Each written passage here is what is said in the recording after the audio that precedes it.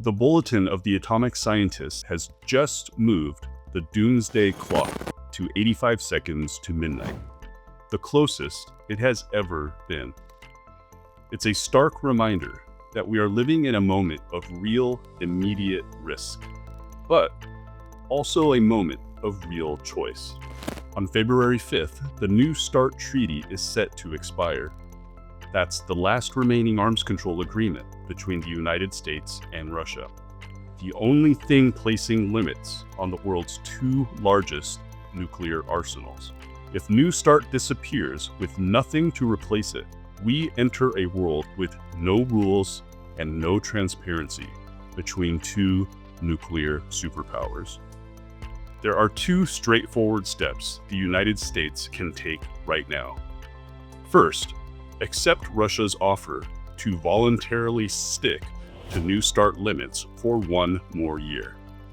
That buys some time to begin negotiating a new agreement, keep guardrails in place, and opens the door to deeper reductions we urgently need. Second, we need to get rid of all nuclear weapons. Deterrence has long been sold as the way to stay safe. The idea that countries protect themselves by threatening each other with devastating nuclear retaliation, so no one dares to start a nuclear war. But history shows we've avoided disaster, often because of pure luck, or because individuals stepped in at the last moment. Moments we can't count on happening again. With the collapse of New START, we are entering an era where the global arms control framework is profoundly weakened. This is a warning. We need a new approach to security. We can all see how fragile things are in the world right now. In recent months, the United States has been pulled into fast-moving military confrontations without public debate or congressional oversight.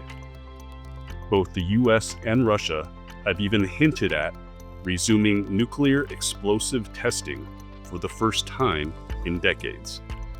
These are warning signs, and the Doomsday Clock reflects that.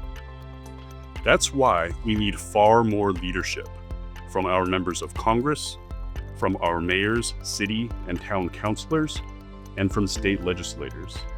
And we need leadership from all of us as well, because ultimately, it's the public that must demand action and insist on a safer path forward. The Doomsday Clock tells us how close we are to catastrophe, but it doesn't tell us what happens next. We decide that. Every call, every conversation, every act of courage helps move us back from the brink. Find out how to get involved and make a difference on our Take Action page at preventnuclearwar.org.